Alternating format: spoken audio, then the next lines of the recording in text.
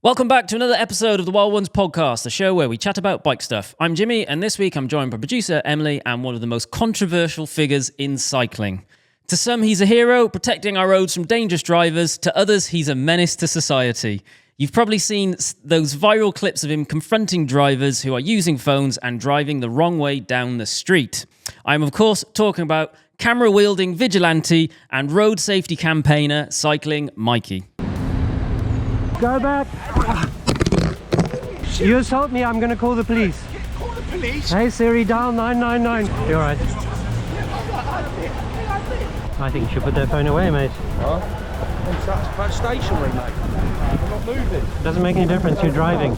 You're not parked, you're driving. No, you have to go that side. We're turning right. Yeah, it doesn't matter. What's your problem? We're trying to turn right. What's the problem? What's your problem? There's a whole heap of traffic down Get here. off. There's no cars down here. You're going...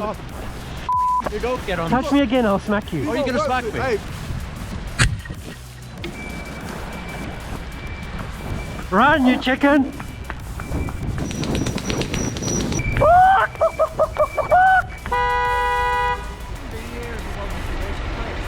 Why, did he ask you to come down here? You're completely on the wrong side of the road. In the cycle lane. It's a circle. Get in the cycle lane. I don't have to. You know you're on video, right? And I'm going to stick it on YouTube. Yeah, I know. YouTube. If you had a driving license, you know I'm allowed to ride here. Get in the cycle lane. No. what have I done wrong? Afternoon, be lucky. Sorry? You don't want to say that out loud, huh? I saw what you miles.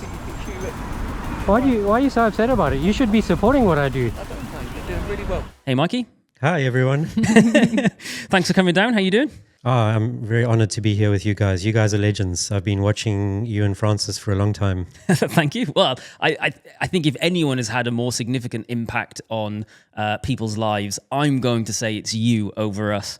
So thank you for what you do. Oh, thank you. I don't know if it's true. Collectively, maybe, with everybody reporting. On my own, maybe not very much. Most people listening are probably familiar with your work, but for those who aren't, can you sum up what you do? Yeah, so I got tired of getting close past on my commute and having bad driving around me and not being able to do anything about it. So I started wearing cameras back in about 2006. And now on my commutes, on my trips, I report bad driving, most of which is people on their phones nowadays. But it's close passes too, red lights, and of course Gandalf Corner going on the wrong side of the road. So yeah, I don't do this during very much of my day. It's only a few minutes out on my normal trip to work, or one day I went to the dentist and I caught 6 people.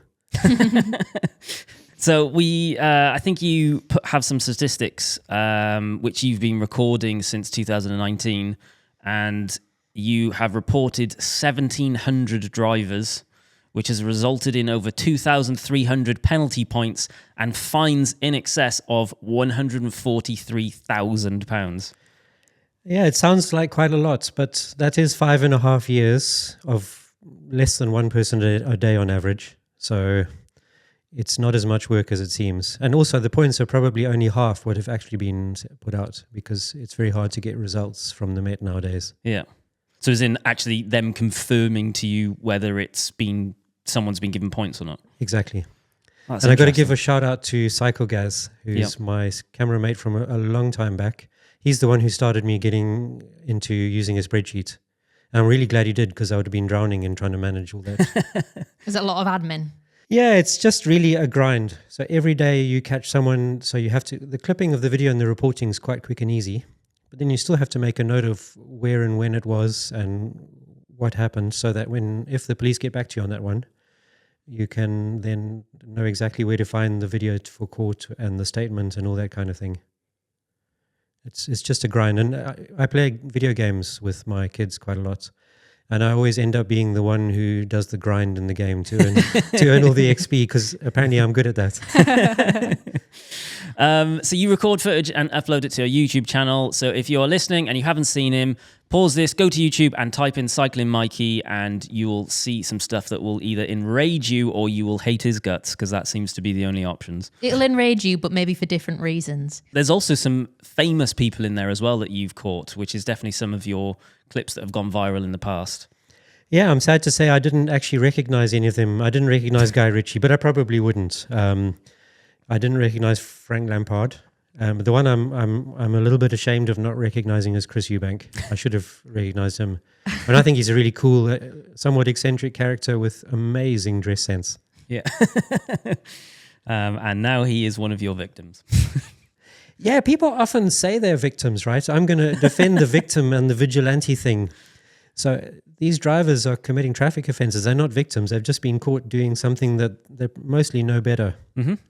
So they're not a victim. They're just, they're just ordinary human beings like you and I, but doing something that's adding risk to our roads. Mm. And on the vigilante side of things, I don't think I'm a vigilante because I take that evidence, I give it to the police. Yep. And I let the justice system deal with it. I've still mostly got faith in the justice system with its imperfections. Yeah.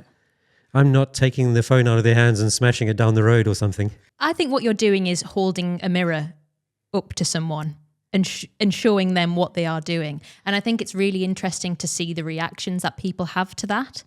As someone who was recently caught for speeding, we talked about on that podcast a couple of weeks ago, I went on a speed awareness course, and actually it's really improved my driving for the better. But that is how I respond to authority. I'm terrified of authority. And also I don't mind admitting when I'm wrong. However, it's really, really interesting to see. Sometimes people say that you're confrontational, but actually you don't mind speaking back, but you don't usually start it. But it's interesting to see what holding that mirror up to someone who is being caught doing something that they shouldn't have been. It's interesting to see what the reaction is to that. Yeah, I think that's a really good way of putting it. It's holding up a mirror, and we don't always like seeing ourselves in the mirror or hearing ourselves on audio. Yeah. You get used to it, Mikey. So I think that's exactly right. And talking about the speed awareness courses, I was originally very skeptical of them. But over time, I've been convinced that actually they're a really good thing. As you know, I caught myself going through a red light in Victoria the other week. Yes. But that's the beauty of cameras, is it's not just about teaching other drivers. You can go back and learn what you yourself could have done differently to change the situation. Yeah. In this case, someone had turned a light and I'd focused on that light and didn't see the other three lights as red. And it's partly because human vision is only really, really good in a very small area directly where you're looking at, and then your brain imagines the rest of it. I'm not making an excuse here. It's still my fault because I should have scanned all the lights. Turned a light as in one of the lights was incorrectly facing towards you, showing it as green. I think a drunkard turned it. Oh, right. But I should have seen all the other three lights that were red. Yeah. Interesting. So I put it up and I said, look, if you want to, you can report me. Yeah. And I'm fine with it. If they want to give me a ticket, that's absolutely fine. I mean, I broke the law. I'm no better than anyone else. So you get a lot of hate, both in person and online. You've been hit by cars, threatened, pushed, called every name under the sun. More concerningly, you were once voted more unpopular than Adolf Hitler in a Twitter poll of almost 13,000 people. It was talked about in the news at the time. What did you think when you heard that? Yeah, initially I was quite shocked. And then I thought, you know what? Actually, I'm going to take Mark Hodson, the recently retired traffic officer who started Operation Close Pass. Yeah. Who I think we're all very grateful to, because he's really his operation is spread around the country. And anyway, his view of this is there's no traction without reaction. So it shows that those almost 7,000 people who voted are really quite concerned about third-party reporting. So and they hate it probably because they feel vulnerable to it. Because they might get caught doing something that they're used to doing, yeah. And it's obviously the sense that cyclists are supposedly cockroaches of the road. Yeah. And shouldn't be telling drivers what to do. I think that's the concerning part because, reading this on a surface headline, that seems like a funny thing. But actually, when you dig into it, there's something like there's an undertone of sinisterness there, isn't there? That comparison, I mean, shouldn't even happen. It's ridiculous. But that there's people in the world who have access to really dangerous, massive vehicles that are driving next to vulnerable road users that think that they are scum of the earth kind of vibes is, I would say, terrifying as a cyclist. It is scary, right? I try not to think about it because maybe I'd stop cycling then. Yeah, perhaps, yeah. So there's a really, really good cartoon. I think is it Disney? Called Mr. Walker and Mr. Wheeler. Right. It's from like 75 years ago, somewhere in the 50s. And it's Mr. Walker, who's this very polite gentleman. And then he gets in his car and he turns into the devil incarnate. And that's not true of every driver, of course, but there's elements of that which resound really well in today's driving world and driving culture. Interesting. So why do you think that what you do bothers people so much? Yeah, I think it's partly that cyclists are supposedly the most law-breaking road user, which a couple of studies tell us is not true. We're actually less law-breaking than drivers on average. Yeah. I think it's partly that cyclists are seen as the lowest status road user, far below even pedestrians and horse riders. And drivers don't really like getting tickets or being held accountable in any way. I do definitely and then agree with some that. will kick off when they are held accountable. Do taxi drivers have a particular vendetta against you? Do professional drivers? So what I've noticed, so let's start off with London buses. They're not perfect, but on average, I'm very happy to coexist with most London bus drivers. Yeah. I feel like TfL has done a very good thing about the standard of bus driving. So black cab drivers, I'm in two minds, and the torrent of abuse on Twitter from some black cab drivers is appalling. It's really, really, really bad. But then I also know quite a lot of really good professional black cab drivers who are nothing like that. Yeah. So I don't know how much of it is just my anecdote. What I will say is I think that they're probably not massively different to the rest of the general driver group, possibly with a little bit more entitlement. And that's purely because we are London's finest, we've passed the knowledge, and we're professional drivers. So I think that is probably only a small effect. Ultimately, what you're saying is that the proportion of bad drivers is across all drivers. Yeah, I don't hate cab drivers, and I think more and more of them realize that now that I'm not targeting cab drivers. I'm not targeting Ubers. Some people say I let cab drivers off and that I target Uber drivers, but it's not true. I target usually the phone holding or the red light jumping. Yeah. I don't care who's doing it. Yeah. I think that's a really important message as well, because you exist not through your own design, but you exist in a lot in right-wing press. Your stories get picked up, and it really ends up being this kind of like hate-filled driver versus cyclist hyperbolic thing. Yes. When actually it's a lot more nuanced. There's good and bad people everywhere, and just because someone does a bad thing doesn't make them a bad person. No. It's nuanced, isn't it? And I think I mean, there's bad that. cyclists and bad pedestrians, even though that's kind of hard to be a bad pedestrian, you know? Yeah. So, for example, I sometimes will make a donkey bray at a cyclist jumping a red light, because it's not very dangerous, as we know from the stats, but it's a little bit irritating. And I confess, when I first started riding in London, I did jump red lights for a little bit, and then I realized it was wrong, and I stopped. Mm-hmm. So I'm not perfect either. You should have seen my driving in Zimbabwe. It got better when I came to the UK. So I'm grateful to the UK for learning much more about. It's not that I was bad in Zimbabwe, or I wasn't even particularly law breaking. But it's only since coming here that I've held myself to a higher standard. So I was really surprised to find out this week that it's not just motorists that disagree with camera cyclists reporting dangerous driving. So in last week's podcast, we talked about me reporting a car passing me at 72 miles an hour, according to my Garmin Varia, in a 30. And many of the comments were supportive. So John said, keep sending in the video footage. My mate had 8 successful convictions in 2 weekends through Northumbria Police. Brian said, I would endorse what others have said about reporting drivers. I used to work for the biggest Northeast police force, and I know that a lot of drivers are prosecuted for close passes and other road-related offences based on submitted camera footage. It's definitely not a waste of time. However, there were some people against what I did. One said, nobody likes a snitch. If it's a close pass or something that puts you in danger, then it's totally justified.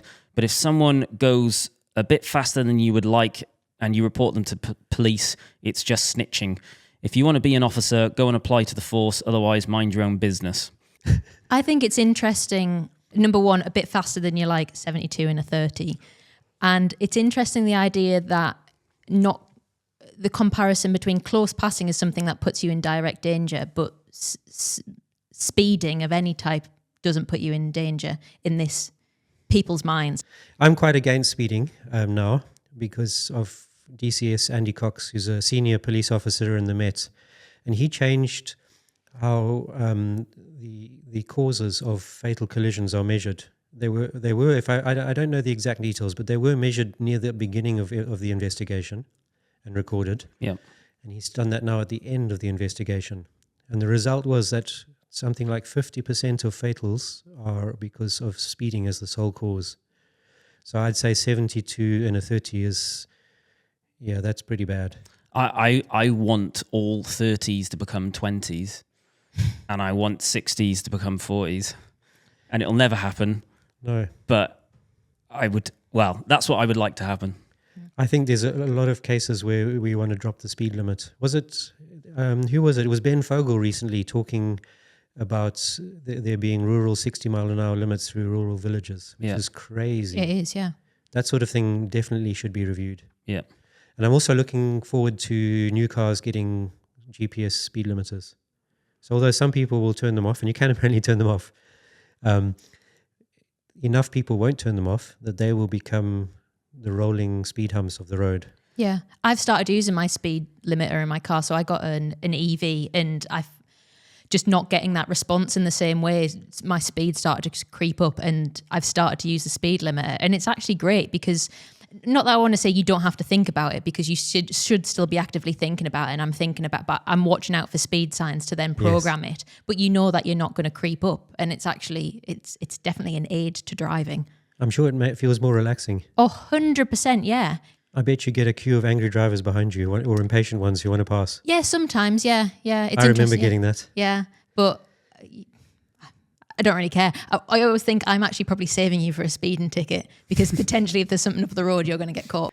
So I've got another comment here from Stephen. It says, it's not long ago that Jimmy was asking everyone to be nice. Now he's reporting car drivers. He's too stupid to understand this result will result in a reaction on the rest of us. The driver will now target all cyclists, probably with serious results. I would completely dismiss that out of hand. Firstly, you are being nice. You're being nice to society.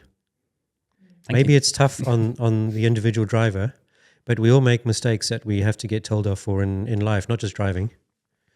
And secondly, I doubt that most drivers will get angry. They will, in fact, instead become afraid of being caught again. Yes.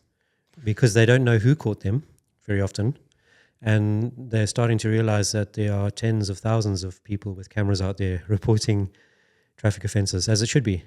Absolutely. Yeah, it can be a powerful motivator, can't it? I'm sure that there's a couple of people who might get more angry, but I think the net result will be massively in favour of people being more nervous of being caught. I agree. Criminology 101 says the thing that changes behaviour is the perception of how likely you are to be caught.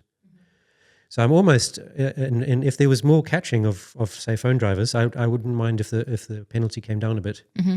I mean, it's a serious traffic offence, but it's the fact that we need to get them caught. Yeah. That will change the behaviour. So I commute in and out of town with Nick, pro bike mechanic Nick, quite a bit, and he was actually asking me yesterday if I've heard anything back on the close passes that I've submitted recently, and then I admitted that I haven't actually got around to submitting them yet.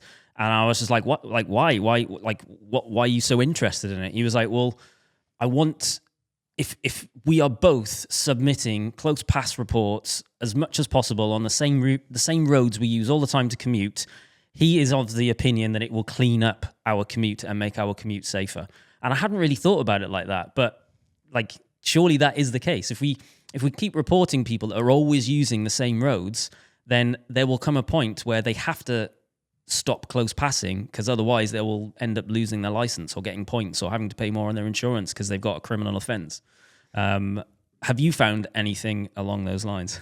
I think Nick is spot on. I on my commute along from Biggin Hill to Bromley, always through Bromley and into central London, but on that section between Bromley and Biggin Hill, in the first 6 months when I started commuting that, I really noticed how horrible it started off and how much it changed. And back then, they weren't even prosecuting. That was just RoadSafe who would write letters to the drivers with words of advice. Yeah, because even that is like, that surely does make a difference. That's the first step of just kind of being like, oh wait, there, I probably should pay more attention. Yeah, and also someone's watching. Yeah. So we're going to talk a bit more about the antics of Mikey later on, but now we're going to dive into some news.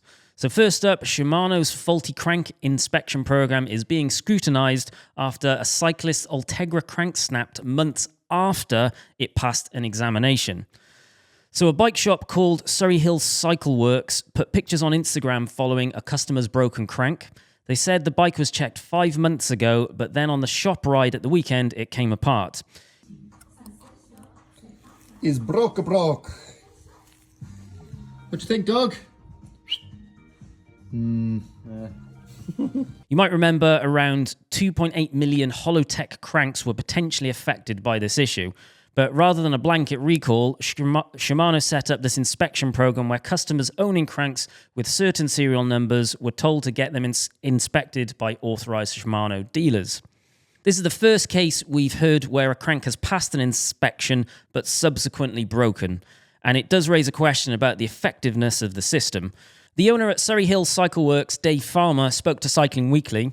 He told the magazine that this particular crank was inspected in the first week Shimano set up the program and showed no visible signs of fracturing or debonding and made no clicking noises. However, he now says the whole program feels like a bit of a gamble. He added, "Personally, I don't like that gamble. I feel that if you have created cranks that can fail, they should all be exchanged." He also added, "It's still the responsibility of the rider to constantly inspect their crank after it has been officially inspected, which in his opinion makes a mockery of having a professional inspect the crank in the first place." Yes, so it begs the question, is a full recall needed? When this news came out, there was a few people that spoke to experts. I think Cycling Weekly spoke to a legal expert, which said that it was a very unusual approach to corrective action by not just issuing a full recall and setting up the inspection program. I think there will be a lot of both customers and bike shop owners who feel like that should be happening. We also spoke to Nick. I spoke to him yesterday and got some comments from him. Here's what he had to say. I've heard loads of stuff on forums on the internet where some shops aren't even checking them. They're literally just sending them all back. Every single one that comes in, box it up, send it off to Madison, get a new one. Which I think is what Shimano should have done originally, is just replace all of them, but understand that there's millions, 2.8 million affected. There's such a fine microscope on this at the moment that the first person where this was going to happen, it was going to come out. So it's not like it was due to happen.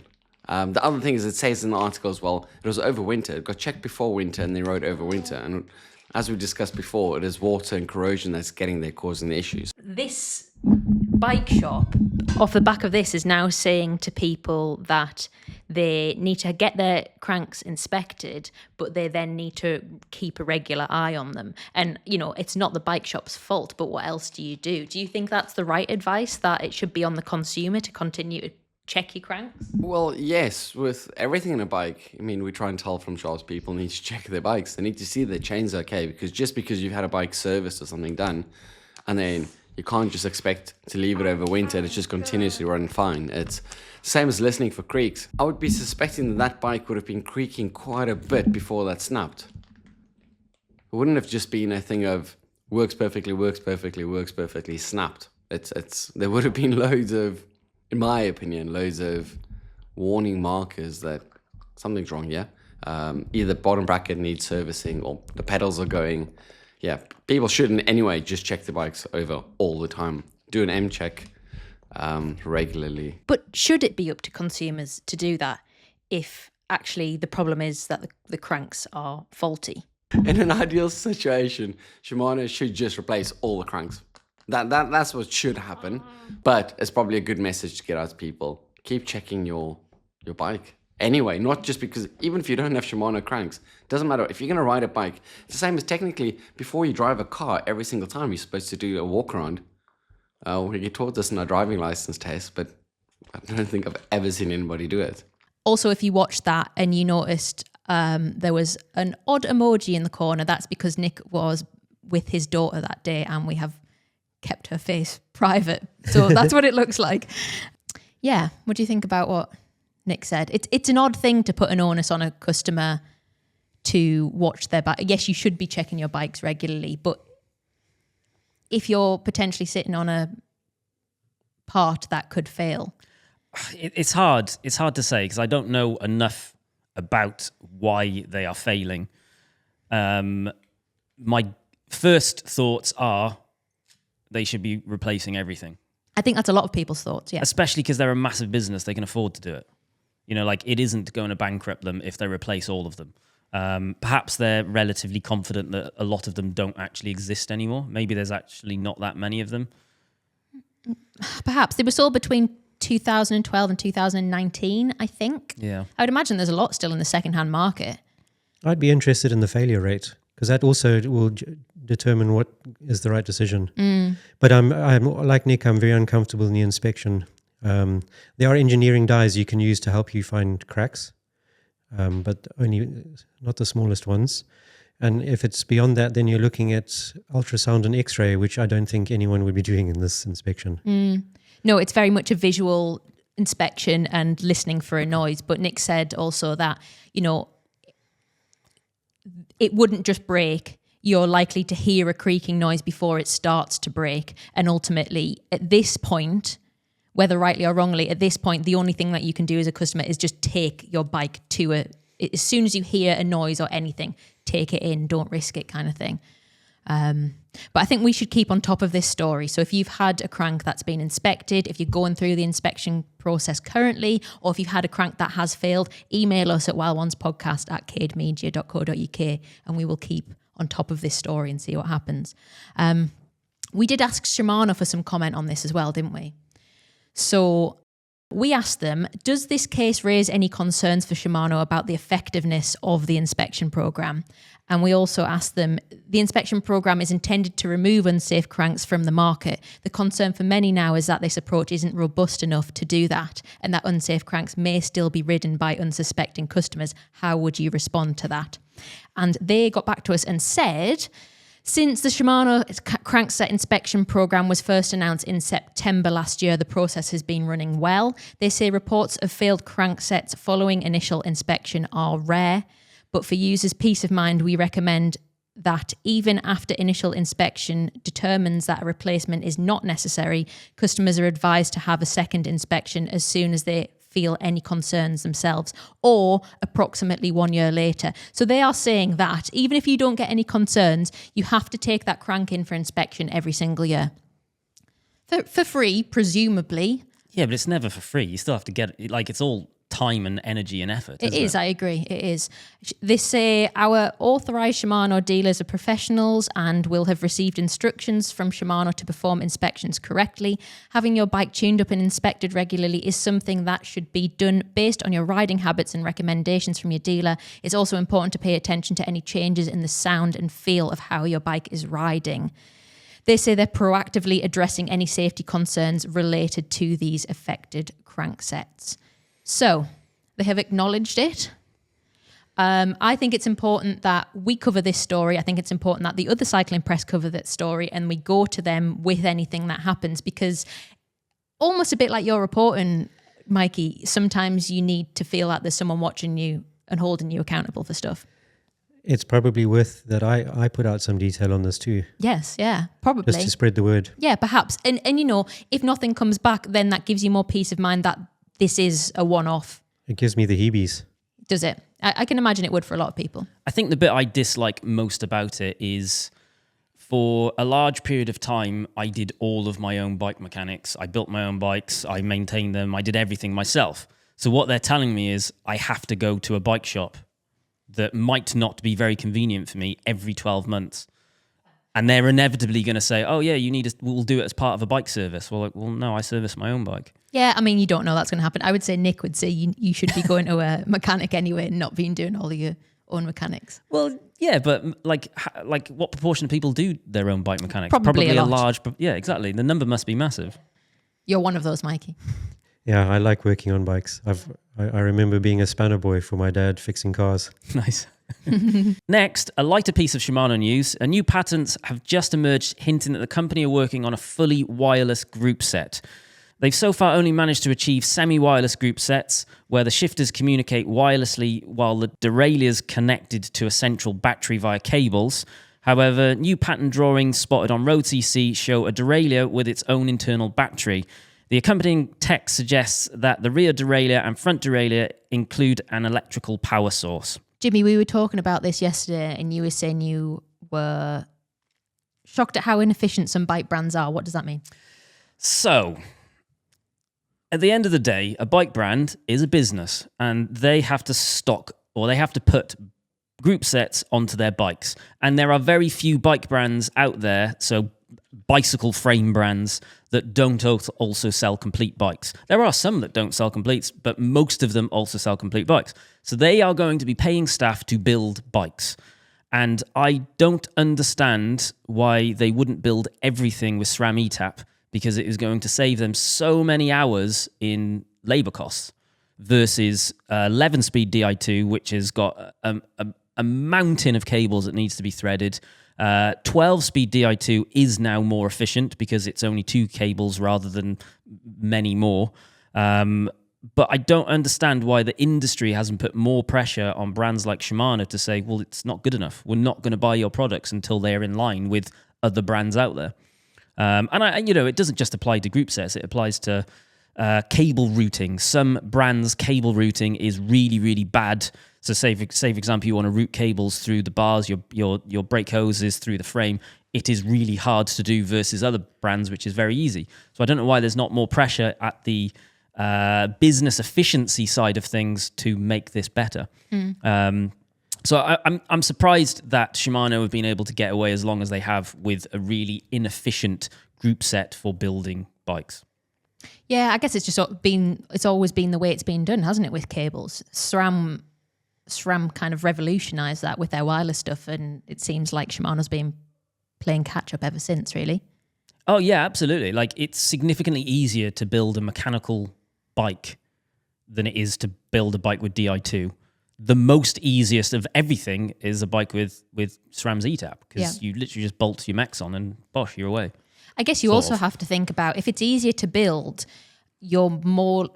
is there an argument that bike shops will be pushing it more because it's easier for them to build? You know, as we know, Nick is a SRAM-vangelist, as someone called him. And perhaps part of that, whether consciously or subconsciously, is because it's easier and less time-consuming for him to build that bike. He's never going to stop selling Shimano. If a customer wants Shimano, he's going to do it. But it's in his interest, potentially, to sell SRAM because it's an easier product for him to build. Well, at the very least, it would be in his interest to charge someone significantly more for building a bike with 11-speed Di2 than a SRAM build. Yeah. But people expect flat rates. Yeah.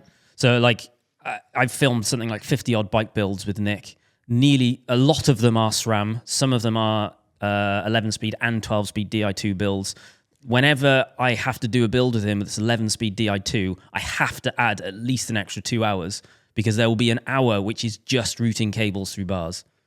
Like, exclusively that, and that's the point where I go, right, I'll just put the camera down for a bit and not bother filming this because it's going to look atrocious as well. Everybody hates cable management. Yeah. Whether it's bikes or anything else. How do you feel about wireless, Mikey? Do you think it's overrated or underrated? I love the idea. I've never had wireless because my last fast bike was a recumbent. Yeah. But it's something I desire. I've never ridden any wireless either, and I almost don't want to. I think ignorance is bliss, and sometimes when you higher your standards, it can create more problems in your life. You have higher standards. You could be right. Yeah, you end up being more unhappy. I said exactly that for years. I spent most of my time on mechanical group sets because I didn't want to move, because I knew once I moved to electric, it would be hard to go back, and it just is now. It's so good. I knew it's it. Completely unnecessary. I absolutely knew it, even though I've never ridden it. Yeah, don't don't bother getting it, because as soon as you do, you'll be like, right, I need to put it on everything now. Here's a question. Do you, I see on your videos, you leave your bike on Gandalf Corner, for example, or wherever it is. It looks locked up, but potentially people know that you're there. Does your bike become a target, and are you conscious of how much you're spending on parts and stuff because it's potentially a target? No, not so much. When I left the bike parked on the pavement, that was done intentionally to stop drivers going on the pavement. Oh, interesting. So they're actually going on the pavement round that sometimes corner where they can't that. see. Yeah. Wow. Because I don't want the pedestrians to be at risk. Yeah, absolutely. It's if it's my Gazelle, then it's got a nurse's lock. I don't know what the English word for that is. cafe lock, maybe? Maybe it's the one that's always on the back wheel. When you pull the key out, it's automatically locked. Yeah, it's very Dutch. Yeah. So it's like built into the frame almost. I'll tell you another thing I learned from this Dutch bike, because I haven't had Woods valves. You know, the Dutch style of valve? No. They're not very common here. So they look like a mix between a Presta and a Schrader. Yeah. But they don't leak air. I only pump my Gazelle up maybe every 6 to 10 months. Can you believe that, right? Why doesn't everyone have these then? Yeah. I guess they're not so good for race bikes. So now it's back over to Mikey, and we are going to ask our big question of the week. What is it really like being the most hated cyclist in Britain? And I guess firstly, how did this all start? Yeah, so, you know, like every cyclist, if you're going out regularly, you're getting bad experiences from drivers on the road. Not all drivers, but some. Some drivers are lovely, you know, but not all. And then I think we were talking on the Cycling Plus forums, and suddenly someone found that Oregon Scientific camera. It was horrible. It recorded in like 240p. It ran on 2 AA batteries. And we saw this and we were like, oh, we've got to have that. Immediately we all saw the potential. Yeah. And that's probably because police and companies, if it was a liveried vehicle that you were reporting, wouldn't believe what happened. And they'd take the driver's side over yours. When you have video, then it completely changes what goes on. And like you say, it holds up a mirror. You're really showing what actually happened there. Mm. So that was back in about 2006. And then we started using cameras more and more. And I remember getting, I think it was a VIO POV camera. It's a really old one now. And then CycleGaz got his Contour Rome, and I was so jealous because it had such nice quality. And then it went to GoPros, and, you know, it's for me it's been GoPros, but there's lots of other good ones out there now. Why do you do it? Why did you go from being a cyclist to cameras are now available to I'm going to dedicate some of my life to reporting people for crimes? Yeah, I think somebody's got to step up, right? If we all do nothing, then it's just going to get worse. So somebody has to step up and do something, even though it's only a little bit what I'm doing, to try and make a small change. And it was really, most of my motivation is the not having to put up with bad driving and being able to do something about it. Some of it goes down to crossing the road with my kids when they were younger, and with Ibrahim, the young lad who I work with special needs. So yeah, crossing the roads with him is super hard, and it's the risk assessment is also more formal, simply because he's not my child, he's my boss's child, and it's hard. You know, he's slower, he gets distracted by things, so I feel extra worried about drivers not doing what they're supposed to when we're walking into the park, for example. And that's not on a bike. That's actually just walking. Just crossing roads. You felt there was a potential vulnerability, and therefore you felt like you had to do something about it. That, and also we do cycle. So I have a Thorn Raven tandem in yellow with a roll-off hub, and he rides on that with me. He loves it. And he's learning to ride on my yellow Brompton. Lovely. He actually considers it his own bike. It's like, Uncle Mike, put in garage.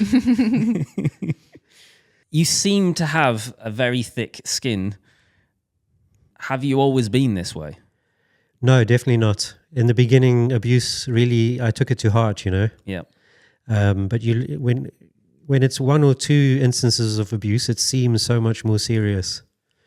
But over the years, particularly after 2019, when I first started becoming more well known, it's increased to being like a 12-foot sewer pipe at high pressure. And what difference does it make what someone thinks of me who doesn't even know me? You know, what those few seconds of catching a phone driver or stopping someone doesn't really tell you anything about who I am or what my character is. So I can't take it personally, right?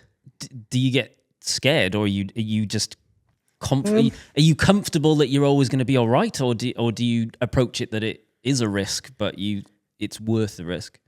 So maybe there are some really wild people out there, a very small fraction, like maybe 0.01% of the population, who might do something more serious. Yeah. I'm a little bit worried about them.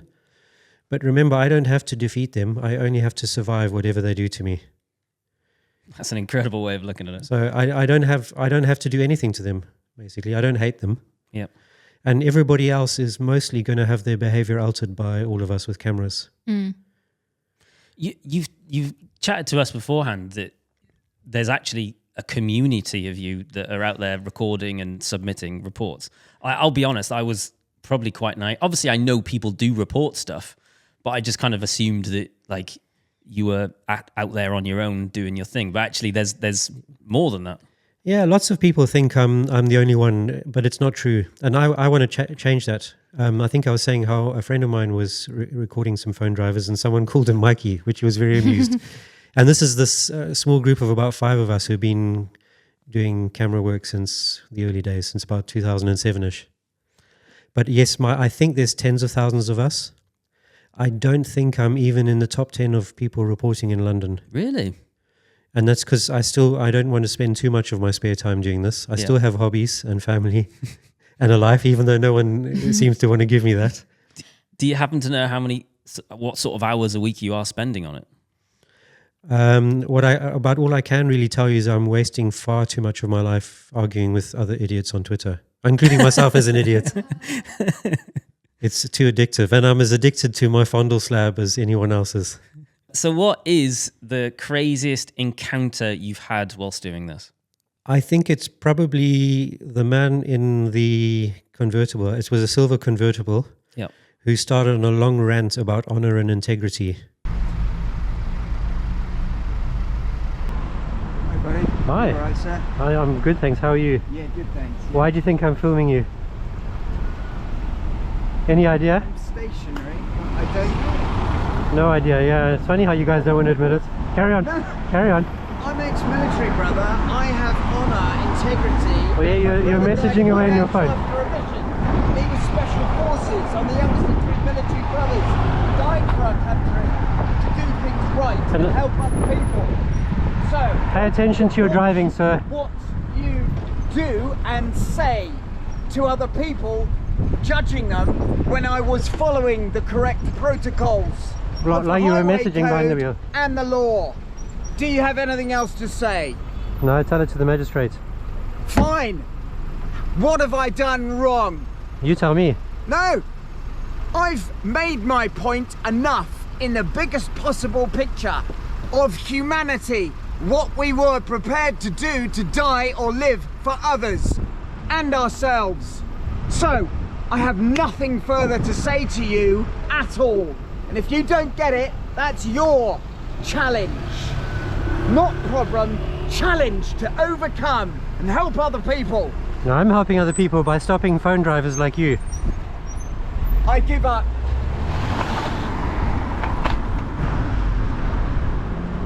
I think you could probably Google it under honor and integrity. And his brothers were all in the army. One of them was in special forces. Yeah.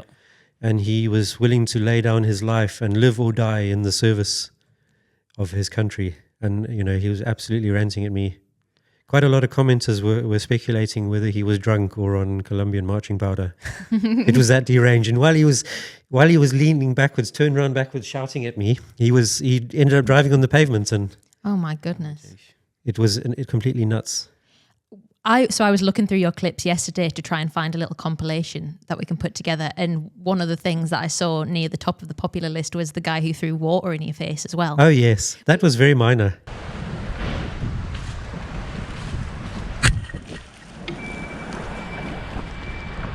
Run, you chicken! That was very minor. It seems minor, but I mean, maybe I read too much news. I used to work in news, so I definitely get saturated with it. But like acid attacks and stuff like that would be going through my mind. In the split second after that happened, I would be terrified. But you immediately turn around, run after he starts running, you start chasing him, and then you start shouting, "You're a chicken!" and I'm making chicken noises. I was trying to get him to stop so I could trace him to his vehicle. But I never had time to be afraid because it came as a surprise. And then once it was in my face, I immediately knew it was water. Yes, yeah, fair enough. So then I wasn't worried anymore. He was a large guy. Why was I chasing him? What an idiot. I know. Why is there a reaction in you to like, just, you immediately just started running after him and you kept going for probably half a mile or something or other chasing him? I was really gutted with my running. I used to be a very handy cross-country runner, and I haven't done much running in years since because I smashed my ankle many years ago. Yeah. So I was gutted how badly I ran there. Yeah, I don't know what it is. It's It's like I have this thing of seizing the moment. If something important happens, carpe diem, right? YOLO. That's the modern version. YOLO. Do you think that you have quite a strong sense of justice and right and wrong? Maybe not. I'm not too sure. Probably no more than any other Northern European with a somewhat puritanical side. I don't know. I mean, my parents were quite strict bringing me up. I was what's known as a late lamb in Dutch. So I was the younger child. My brother's quite a lot older than me. But yeah, they're quite strict, definitely. Interesting. I guess that had an effect on me. Yeah. And Dutch people, you were mentioning the confrontation side of things, but I think I'm just this is how it is. And I know English people take that as being like really rude sometimes. Dutch people, in my experience, are incredibly direct. Yes. Not rude. I don't find it rude as well. I really like to know where I stand with people, and I find communication with Dutch people really refreshing. But you're right. Some people take it as confrontational, too direct, maybe... I don't want to say angry, but I think that we sugarcoat things so much that directness, very just plain directness with no other agenda, can feel like has an agenda. I feel like you've just said all of the words that all of my previous bosses have said to me. Jimmy is completely like that as well. Yeah, he doesn't sugarcoat anything. Yeah. I like directness. I'm not very good at subtlety. Yeah. Talking about crazy encounters, do you experience violence often? Occasionally a little bit. I've had a number of more minor assaults that aren't involving touching. So they put you in fear of being hit. Yes. Those I'm usually not too worried about. I've had some minor pushing and shoving, and then one more serious assault, which I can't really talk about, unfortunately, because that's in court in about 2 weeks. And what about online threats? Yeah, loads of online threats. All kinds of things. People offering £1,000 for my home address. Really? Wow. Does that worry you?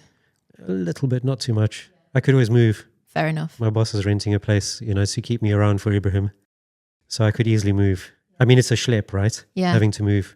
It is, yeah. And I guess that those kind of tactics of intimidation are designed to make you want to give up. But that doesn't seem to... You see a lot of that. People saying, you're going to video the wrong person, which I regard as a threat by proxy. Yeah. Basically, they're so upset with what I'm doing, not with me so much, that they're trying to discourage me and everybody else from doing this because, they see the power of third-party reporting. Mm. Yeah. Do you take any safety precautions when you're out, apart from the fact that you're filming them or people? Not very much, no. The most I've gone to is I now have an anti-theft lanyard on my head camera. So if someone grabs that, they're going to be pulling hard on my belt. Because I guess that's probably quite a common one for the more confrontational people, is to try and grab your camera, smash your camera, whatever, that kind of thing. I do know of 3 people who've had either a camera stolen or attempted to be stolen. Yeah. And yeah, if that happens, if the camera's gone, then you have nothing. I do, in more dangerous circumstances, I generally run a streaming backup camera. So that streams onto a home server. Oh, really? Just because then, it doesn't matter if they take the camera, there's nothing they can do. Mm-hmm. Yeah. What? How many cameras do you typically have on you? So mostly I will just ride with 2. So rear-facing camera and a head camera. Right. The head camera is a pain because you've got to keep putting it on and it looks stupid. But I'd much rather have something like a Cycle IQ one where the light's on your bike and you have so much less to do. Mm. Yeah. And I guess the benefit of being on your head is wherever you are, you're filming. It sees more, and particularly phone offences. You need that head camera to get the phone offences. Yeah. Or like Jeremy Vine, have a single 360 camera. Oh, of course, yeah. I had his camera for a while, his old one. He gave it to me, but I've passed it on to a chap called Stephen Anderson, who doesn't cycle. He's partially sighted, and he gets all these Uber refusals, which is horrifying because he has a guide dog with him, right? Oh, right, of course, yeah. So he That's films a criminal them. offence, isn't it?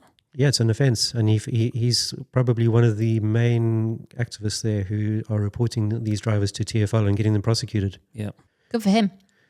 I want to support his work. I think that's really good. It's awful that service dogs are being refused. Absolutely. So you are referred to as the most hated cyclist in Britain. You've been dubbed that by the tabloids. Does that bother you? No, because again, they don't know me. If my friends hated me, then I'd have a problem. But, they mostly don't hate me, except if I'm being a bit of an arse to them. How do you feel about all of the press attention that you get? Yeah, I would really like to have remained anonymous and for no one to know who I was. But unfortunately, with the Guy Ritchie case, the Evening Standard got the details. So, fame is horrible. I don't want it. Really? But all I can do now that it's happened to me, I have no choice about it. Just lean into it. Lean into it, use it as much as I can to try and get other people reporting, to make drivers aware that anyone could report them at any time. Yeah. Turn up next to them in the queue.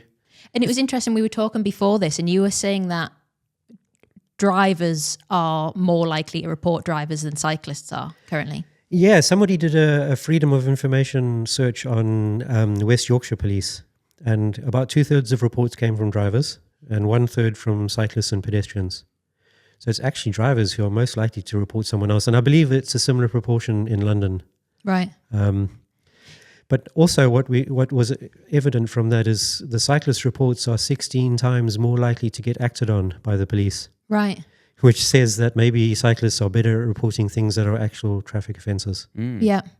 Or that their camera, because potentially of the placement of it, is capturing more. Maybe, stuff, yeah. I don't know the reason, but my feeling is there's been so many articles on stuff like cyclists being more law-abiding as groups. Yep. Cyclists having better road safety knowledge. Cyclists being more likely to be drivers than the general population. Adults, So I think that's part of it. I think that's a really interesting thing, because one of the criticisms that's levied at you from people within the cycling community is that what you're doing is potentially creating more tension between cyclists and drivers, or somehow you're painting cyclists in a negative light and that affects how we go about our day. I tell you why, I really love you guys because you're so positive about cycling. Yeah. And I do dislike the fact that my stuff is negative about road danger. Unfortunately, to change behavior, you also need consequences.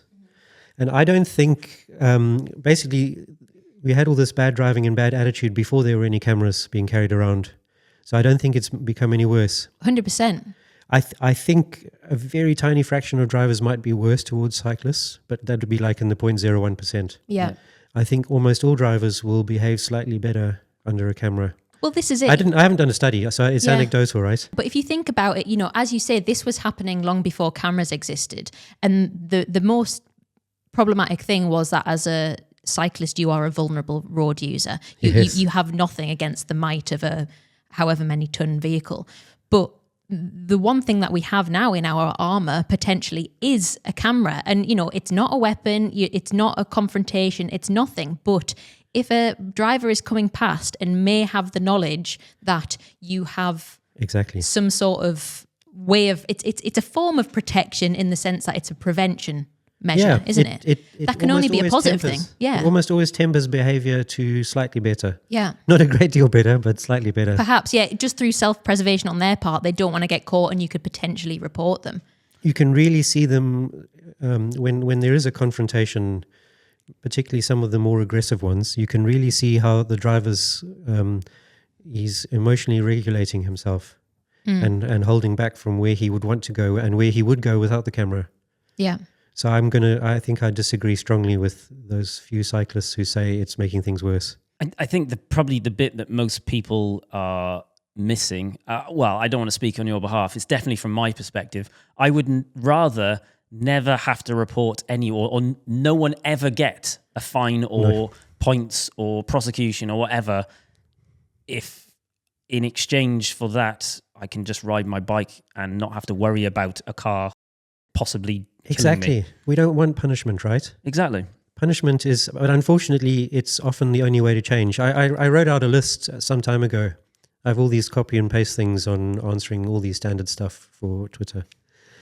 And essentially, if I tell someone, please put your phone down, there's two possible reactions, which is a rude form of get lost, and or yes, and they put it down, but they'll pick it up 5 minutes or an hour later, or they'll carry on using it the next day. Yeah.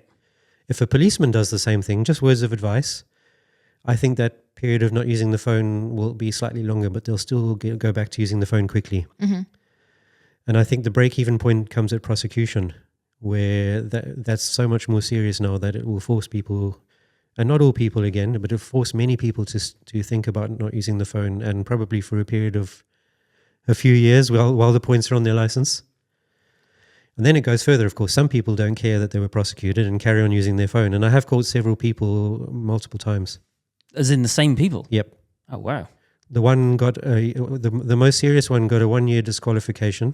I was doing laps of Regent's Park during the very first week of lockdown, and he came past. And then I caught him a year later again on his phone in a different car. And that's that time he got a 2-year disqualification. So it's a total of 3 years, which is astounding. And then another camera cyclist messaged me, say, hey, I caught that second car, but by then it passed on to another owner. So it was somebody else. It must be maybe the car was jinxed. And presumably you come into contact with the police regularly. What do they think about what you're doing?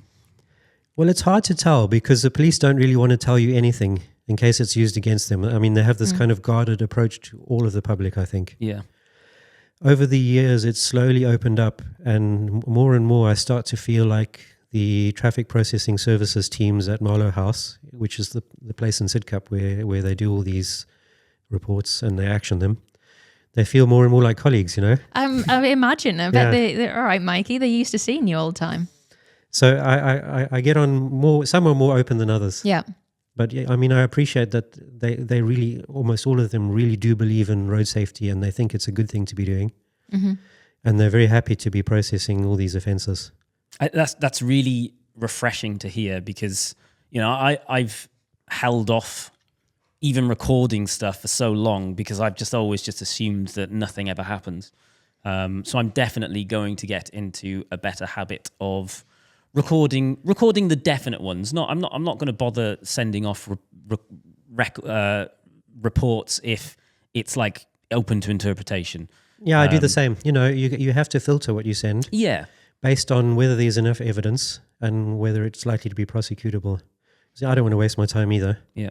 I could be doing one of my hobbies. Exactly. So yeah, it's definitely nice to hear that there are officers out there that legitimately do care about road safety, because it always just seems like There's an afterthought, doesn't it? I'm friends with a few traffic officers as well, just by the nature of what I'm doing on Twitter. And most of them really care. You can see it from the way they talk to you and what they tell you.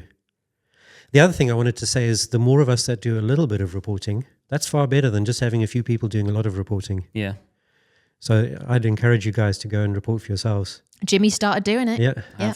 Even if it's one a month, the worst pass or the worst phone user you see in a month or the worst red light jump, that has an effect. It's interesting because a lot of your reports are phone users and red lights. Some red lights, mostly phone users. And I guess phone users, that's an easy one to catch. It's also a very disabling one. People complain that I catch them stationary, but there's some quite good science to say that actually stationary phone use on its own is dangerous. And from what we all see, the people using the phone in the queue often drive for a little while still using it. Yeah. And then it's a bit like doing balloons. I only know this because I took some nitrous when my ex-wife was giving birth. So I know what that feels like. Had to try it out, right? But yeah, if you do balloons, and I've seen a few people doing balloons in London, you can put down the balloon and it's like putting down your phone. But that intoxication lasts for 30 seconds, a couple of minutes. And the science tells us it's the same with your phone. If you've got your mind invested in a WhatsApp conversation, it takes a little while for your consciousness. And consciousness is a fragile state of being, right? It takes a while to come back to where you need it for driving your car. Yeah. Totally. So at what point do you stop doing this? So what changes would have to happen for you to no longer have to be cycling Mikey? Move to the Netherlands? I am very jealous of the cycling culture out there. Just It's so great. jealous of When it. I visit my family, it's really great riding around there. And the drivers are still bad. I have a few friends who have velomobiles, and you get just the same sort of horrendous overtakes into oncoming traffic. And I saw one just yesterday or the day before where the Dutch driver was smoking blue tires into head-on as he was trying to overtake 3 velomobiles in a line. Of course, he was way over the speed limit. Velomobiles are really fast, and they were like just over the speed limit themselves. Right. It's the same stuff. Just you don't have to deal with it as much. Because of infrastructure? I think it's probably three things: infrastructure, then the culture. So nearly everybody cycles. Yeah. So people are less arsey towards cyclists, whereas here we're hated by so many. And lastly, presumed liability. So if you hit a cyclist, your insurance will automatically take the whack unless you can prove it completely was the cyclist's fault. Oh, because there's a few other places in Europe that are like that as well, aren't there? I think, was it France? Yeah, there's quite a few countries, and there's like 4 or 5 that don't do it, including the UK. And it's interesting, isn't it? Because, you know, some people are dead against the camera thing, but it works in the same way as that presumed liability, in that the deterrent is knowing you're potentially going to get caught for something. It's not that I'm thinking, oh, I'm going to save a life if I drive slower. You know, that's quite a hard concept for some. It just doesn't ring in people's minds. Yeah. Whereas the selfishness of people, all of us, thinks, I am going to get caught if I do this. The burden of proof, you know, the burden is on me to do this. Otherwise, I will have to be accountable for my actions and something will go against me, is a lot more hard-hitting. It just seems like an easier message that gets through to people. And one of the other things that comes along with that is risk compensation. So as a cyclist or a pedestrian, we've got skin in the game. So you're more careful about the risks you take. Yes, absolutely. Whereas a driver, you have got skin in the game, but you've got to do things a lot worse before, you know, with modern safety, before you're going to get injured yourself. Yeah. And it's the classic study is around ABS brakes. And when they came out, the only thing that we did differently was to, as human beings, was to drive a little bit faster and brake a little bit later. So almost all the benefit of ABS brakes was lost. And that's just because we're human beings and we adapt and change to what's going on around us. Yeah. It's one of the reasons as well that I don't do another big criticism, which is, why don't I police cyclists? Well, A, I have no power over anyone. I don't want any power over anyone, right? And B, basically, if you were to make all cyclists perfect with a wave of the wand, what would happen to road killed and seriously injured stats? Not very much. You probably wouldn't measure it. Maybe a tiny bit, but like it would be the tiniest little line at the top of this big graph. Yeah. And if you change that and made drivers perfect, then I think you'd eliminate almost all deaths and serious injuries. So why would I spend my limited spare time on cyclists? Yeah. The most I might do is call out red lights or bray like a donkey at a red light jumper. I like my animal noises, as you've seen. That is an exceptional point. That if you asked me the question I asked you, which was, what would I like to not have to care about this? It would be that all vehicles on the road abided by the law and therefore made it safe for me to do whatever I wanted to do on the road. You can see to some degree cyclists in the Netherlands take advantage of this because, you know, some of the younger, particularly younger males, ride like loons. And drivers just have to like submit and hold back a lot of the time. Interesting. So it's almost having that the power or the law on your side potentially changes what your habits are. It's also very interesting seeing Dutch pedestrians versus English ones. If you ring your bell, English pedestrians either will not move angrily or jump out the way. Whereas Dutch pedestrians aren't ever surprised by a bike coming past them. They just carry on completely normally. Yeah. It's all predictable. You don't have people jumping sideways and almost into you sometimes. Well, thank you for answering all those questions. We have also asked for some questions for Mikey on our Instagram. It is CADE Media Official if you want to give us a follow. First, we have a couple from Ben. Do you think that the people that you catch that get prosecuted actually change their ways or attitudes? Yeah, so Ben, I think some of them change. How many, I'm not sure, because I do see repeat customers, and most of them are not using their phones when I see them again. But equally, I've caught a few people more than once. So the answer is that they didn't change, certainly not on first prosecution. I wonder what happened afterwards on second prosecution. I caught one guy 3 times. He doesn't particularly count because the first 2 were on the phone at Gandalf Corner one day and the following day. Oh, right. And the third one was a few months later in a different location, and I didn't have enough evidence. Right. I did scold him, though. I mean, like, I caught you twice already. Why are you still on your phone? Are you mad? So Ben also asks, what do you think could help change people's mentalities when it comes to the friction between drivers and cyclists? Yeah, I think that friction is mostly artificial. I think it's partly media generated, and it's partly because relatively few people cycle in the UK. So I think the thing that would change that most is lots more Dutch quality infrastructure.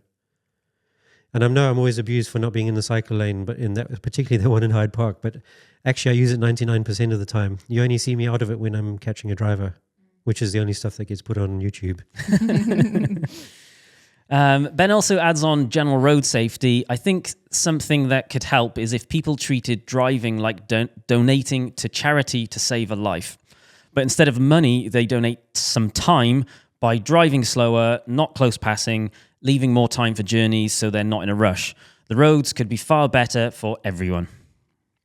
That's a really good point, isn't it? Leave early and don't be late. Then you won't feel stressed and you won't feel like you had to rush. I didn't know that lesson when I was a young teenage driver. Yeah.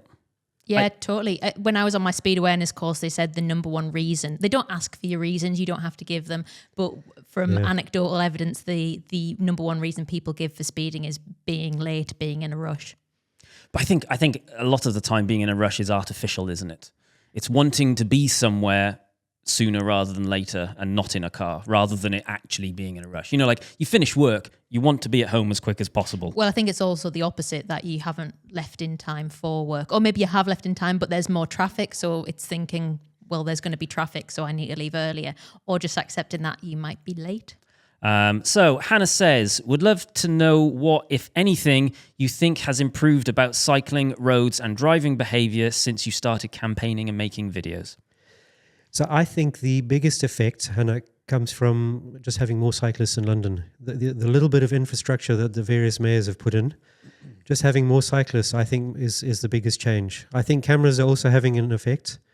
How much is hard to measure, but I know the Met Police were doing a study on that. I don't know the results yet, in terms of the effectiveness of reporting. And what I will say from my own experience is when you have one of those impatient drivers behind you at the lights, and you can hear they're impatient because they're revving, right? If they happen to see the camera, and when I turn sideways, suddenly all the revving's gone. Everything's gone quiet. And I've noticed that enough times that I'm convinced it's because of the camera. We actually, someone sent us, I can't remember who it was. There's one on the wall back there. It's like a little speed camera sign thing with a magnetic flap that you put on your back pocket of your cycling jersey. And as I'm now started recording things and commuting into town more, I've actually been like, I'm gonna nab that from the office and start using it and see if that makes a difference. Because like I said earlier, I don't want to report anyone. I just want to be able to ride to work safely. Same here. And like the thing, something that I've kind of considered today as well is it feels like you have to ride fast for it to feel safer as well. I want to be able to just pootle into town. I want to be able to pootle into work and not like nice and relaxed, nice and calm, ideally just in normal clothes because I know I'm not going to get really sweaty, but it feels like I can't because I have to do my best to maintain speed with cars. I know exactly that pressure you mean. I feel it too. So when you're on nice infrastructure like embankments in London and that one in Hyde Park, you take the pace off because you can. You can just relax. It's so nice. I also have a Pass Pixie. I hope I can say the name. Is that what it is? Pass Pixi. Yes. There's a chap on Twitter who does them. Yeah. I bought one and then he sent me some as well. So very grateful for that's that. what it is. Yeah. I couldn't remember the name of it. I think they make a difference with the more observant drivers who might still take a chance. Mm-hmm. But I think with the very worst drivers, their driving is so bad and their observation is equally bad. They wouldn't even notice they wouldn't even notice it. Yeah. Next one, William says, I don't have a question, but please pass on my admiration and respect for Mikey. I'm a big fan. The fact that he's so despised, in particular by taxi and van drivers, yet continues doing what he's doing and putting himself in danger is extremely brave and respectful. I wish him much luck and success going forward. Oh, thank you very much, William. That's really kind of you. I'm just an ordinary bloke, nothing special. I've just found a lever that I can pull that has an effect. Daniel says, I have a rear camera and have submitted several close passes. However, the most severe outcome has been a warning letter, even when the close pass was so very obvious, fast and dangerous. I have on multiple occasions challenged why this is, and the police say there is insufficient evidence to secure a conviction. What more evidence do they need than a 1080p video, my written statement, and my willingness to go to court? In your experience, how can I improve the chance of meaningful action being taken? Do I need a front camera, and any tips for the write-up? That's a great question. Yeah, it's really good, Daniel. My understanding is that different police forces don't have their own standards on how they prosecute close passes. So some are not very good at it. Also, close passes, I believe, are much harder to prosecute because, like, what is the where does the danger come in? At what distance from you? Whereas a mobile phone use, once you've shown that it's held in the hand and being used and the person's driving, that's game over. It's an absolute offence. I think the most helpful tip I saw was from an inspector with Sheffield Police. He showed how you could put your bike next to a parked car and put a tape measure and then calibrate the field of view of your camera. And then you can show, based on that field of view, if it's a fixed camera on the bike, which I assume it is being a rear camera, then you can show much more accurately how close the pass was to you, and that would help. Apart from that, other things that show it's a close pass is if it's scary enough to cause you to exclaim or swear, if it's scary enough to make you swerve out of the way. Those things I know are taken into account in evidence, but I don't have any hard solutions, I'm sorry. However, I would also argue that a warning letter lets people know that someone's watching. It is kind of a first step, and while it might not work for everyone, it might be enough just for someone who isn't a regular speeder or isn't a regular close passer, perhaps just doesn't have that education. It might be a step in the right direction for them, although it doesn't seem... It's definitely better than nothing, isn't it? I agree, I actually think it's a very good step. Yeah, I agree. I don't think it's as good as prosecution, but I think it has some effect, simply because when I was on that commute between Biggin Hill and Bromley, those road safe letters had an effect on close passes, quite a strong effect. Stephen asks, what do you think is the bigger problem in cycling? The bad drivers whose actions make cycling unsafe, or bad cycling infrastructure that isn't creating a safe environment for us? I feel like that's probably quite a British cycling infrastructure question, because as I'm sure anyone which rides a bike in Britain will know, that nearly all cycle paths are just completely inappropriate. Like, for example, there's a load being put into Gateshead at the minute that are basically pedestrian paths where they're now saying you can ride a bike on it as well, which makes me very, very uncomfortable. Yeah, it's a really good point, Stephen. I think both are a problem. I'd say probably the bad driving behavior is worse, just because it puts so many of us in fear.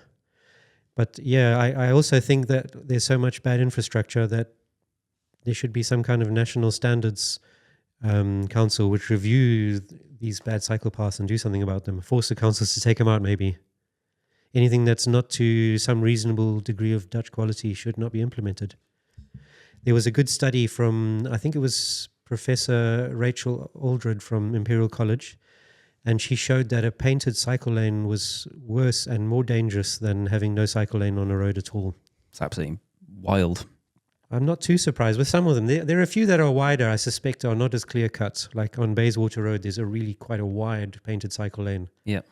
That feels better. But when you have one of the sort of murder strips that are really narrow and an afterthought on a road, I don't know. You know, I'm not the professor that she is. Is an example of that the footage I showed you earlier of me being squeezed into a tiny little strip by a 40-ton articulated lorry earlier on my commute. I'd call that cycle lane a murder strip. For the last one, we got a couple of questions, which I'm going to sum up into one question, which was basically that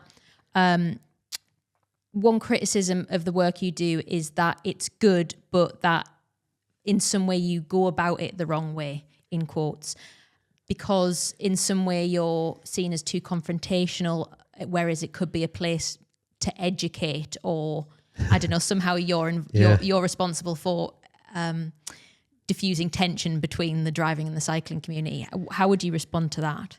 So I think I'm just Dutch and direct and factual. I don't think I'm being particularly confrontational. And I think that really sounds to me like tone policing. And tone policing to me is when someone's lost the argument. You're not doing it in the right way. And then lastly, I would point out that very few drivers are capable of remaining unemotional and detached and saying sorry when they're caught doing something wrong. There's something about driving that's having your own driving criticized is apparently psychologically worse than being told you're bad in bed with evidence. No, seriously, there was a study on this. Was there? It's that impactful on our psyche. Interesting. And all of us. I don't put any of us as being less vulnerable to that. Can I ask you a question about Gandalf Corner? Obviously, you've got lots of examples of people arguing with you, pushing you with their car, jumping out of their car, trying to fight you because you're basically saying go back. How many people do actually just go back and just go, actually, yeah, you know what, you are right, I've done something wrong, I'm just going to go back and wait my turn? The majority go back. Right. Quite a few and go back without very much argument. Some will try and drive past you and give up when they see you're not getting out the way. Yeah. Some will then try and drive into you.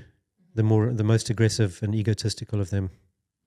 It's refreshing at least that most are actually going, yeah, okay, you've caught me out here. I'm okay with that. I'm just going to reverse my car back and get myself back in the queue of traffic like I'm meant to be. I've started pushing my bike out with me now.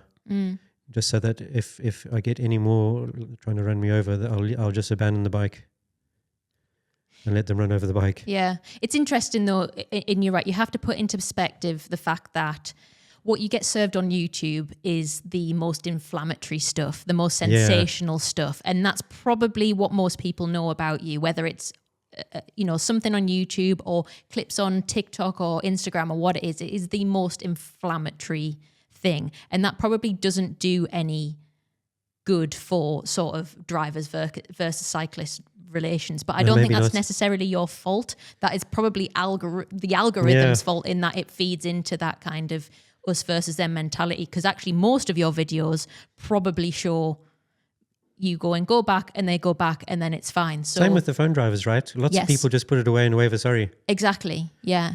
So some people ask why I don't film them and go away without ever being seen.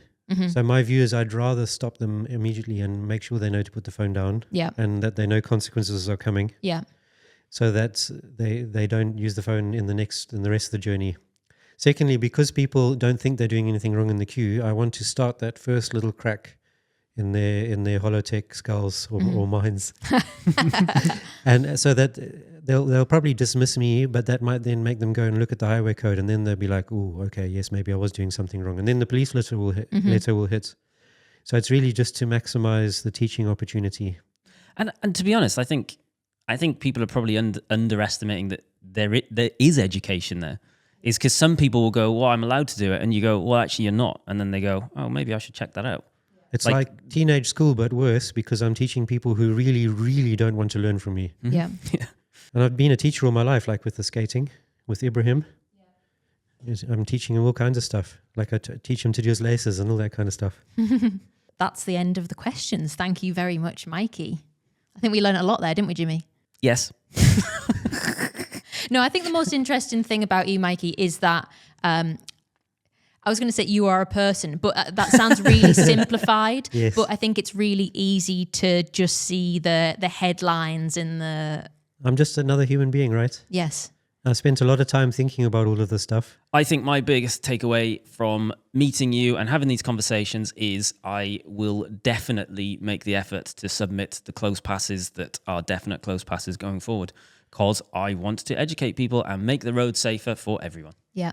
Are we going to become targets now? Is this going to hit some weird part of the algorithm where it's drivers rather than cyclists? I hope I don't bring my trolls to you guys. Well, even the last video had a handful of comments where people were saying that I was cyclists saying that I was disgusting for reporting a car going 72 and a 30. Yeah, perhaps. So we'll see how this one goes down. Also, I feel like I should address the elephant in the room, which is Jimmy's not in his usual place. We'll probably get that comment. And the reason for that is it was a bit of a fluff up of the week in that... fluff up of the week? Yeah, I guess so. Okay, fluff up of the week. We don't tell anyone what to wear when they turn up here. And Mikey sat down with his lovely red top on a lovely red background. I'll own the fluff up. It's my fault. Well, I didn't know. We've all learnt a lesson here. And yeah, you sat down in that place there and basically faded into the background. So we made an executive decision to switch. And also I realised this is going to make no sense if you're listening and not watching. But they've switched places and people care about that, apparently. We had some funny road signs and things like that to read out, but I'm going to save it to next week because we have talked for a long time. Excellent. Yes. Okay, so before we go, I need to tell you about next week's guest. He's the team nutritionist for EF Education Easy Post Pro Cycling Team and our good pal, Will Girling. He's a highly qualified nutritionist, a former strongman, cycling coach and ultra cyclist, and he's going to be here to answer your questions. So please send them to wildonespodcast@cademedia.co.uk. That's all for this week. Thanks for listening. Thanks to Mikey for joining us. Please like and subscribe if you're watching on YouTube. Please follow and give us a good review if you are listening.